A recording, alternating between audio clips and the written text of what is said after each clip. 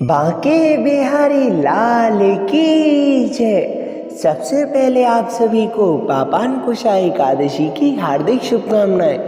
आज मैं आप सभी को पापान कुशा एकादशी की व्रत कथा सुनाऊंगा, क्योंकि इसको सुनने मात्र से ही भक्तों के सभी कष्ट दूर हो जाते हैं और उन्हें सुख की प्राप्ति होती है। तो आप सभी लोग बिहारी जी के दर्शन करते करते पापान कुशा एकादशी की व्रत कथा सुनिए। कुंज बिहारी श्री हरिदास, श्यामा प्यारी कुंज बिहारी, जय जय श्री हरिदास दुलारी। अब मैं आप सभी को पापान कुशा एकादशी की व्रत कथा सुनाता हूँ। युधिष्ठिर कहने लगे कि हे जगदीश्वर, मैंने अश्विन कृष्ण एकादशी यानी इंदिरा एकादशी का सविस्तार वर्णन सुना। अब आप कृपा करके मुझे अश्विन माह के शुक्ल पक्ष की एकादशी के विषय में बताइए। इस एकादशी का क्या नाम है तथा इसके व्रत की क्या विधि है और इसका व्रत करने से क्या फल की प्राप्ति होती है, आप मुझे सविस्तार वर्णन सुनाइए। तो श्री कृष्ण कहने लगे कि हे युधिष्ठिर, अश्विन माह के शुक्ल पक्ष की एकादशी का नाम पापान कुशा एकादशी है। इसका व्रत करने से सभी पाप नष्ट हो जाते हैं। अश्विन शुक्ल एकादशी के दिन इच्छित फल की प्राप्ति के लिए भगवान विष्णु का पूजन करना चाहिए। इस पूजन के द्वारा मनुष्य को स्वर्ग लोक की प्राप्ति होती है।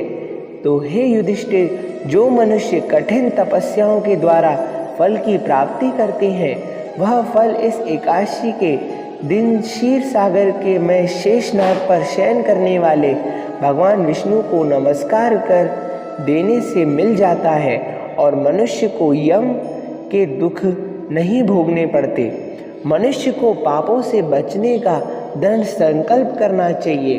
भगवान विष्णु का ध्यान स्मरण किसी भी रूप में सुखदायक और पाप नाशक है, परंतु पापान कुशा एकादशी के दिन प्रभु का स्मरण कीर्तन सभी कलेशों एवं पापों को शमन कर देता है, यानी खत्म कर देता है।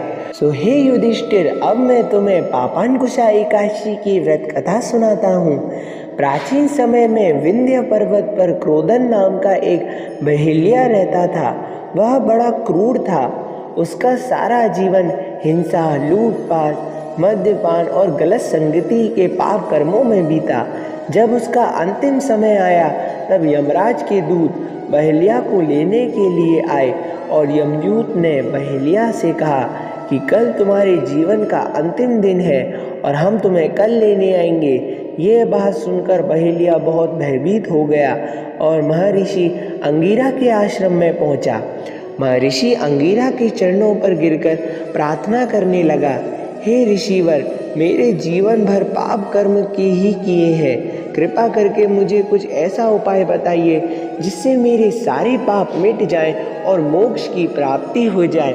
उसके निवेदन पर महर्षि अंगिरा ने उसे अश्विन शुक्ल की पापान कुशा एकादशी की विधि पूर्वक व्रत करने को कहा। महर्षि अंगिरा के कहे अनुसार उस बहेलिया ने यह व्रत किया और किए गए सारे पापों से छुटकारा पा लिया और इस व्रत के पूजन के बल से भगवान की कृपा से वह विष्णु लोक को गया। जब यमराज के यमदूत इस चमत्कार को देखा तो वह बहेलिया को बिना लिए ही हम लोग वापस लौट गए। यह थी पापान कुशा एकादशी की व्रत कथा। पापान कुशा एकादशी के व्रत में दान दक्षिणा का विशेष महत्व है, इसलिए इस एकादशी में दान अवश्य करना चाहिए। इस एकादशी के दिन गरुड़ पर विराजमान भगवान विष्णु के दिव्य स्वरूप की पूजा करनी चाहिए। एकादशी की रात में जागरण करके हरि चिंतन भजन करने वाले मनुष्य की अपनी सहित कई पीढ़ियों का उद्धार हो जाता है। इस एकादशी के व्रत में भगवान विष्णु की पूजा करते समय धूप, दीप, नारियल, पुष्प का प्रयोग किया जाता है और भगवान विष्णु का सहस्त्र नाम का पाठ करना चाहिए। पापान कुशा एकादशी 1000 अश्वमेघ और 100 सूर्य यज्ञ करने के समान फल देने वाली एकादशी होती है।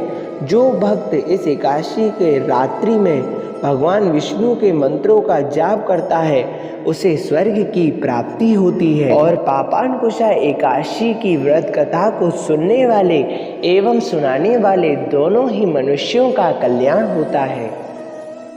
अगर आप सभी को हमारी ये वीडियो अच्छी लगी हो तो हमारे चैनल को सब्सक्राइब कीजिए और इस वीडियो को ज़्यादा से ज़्यादा शेयर कीजिए।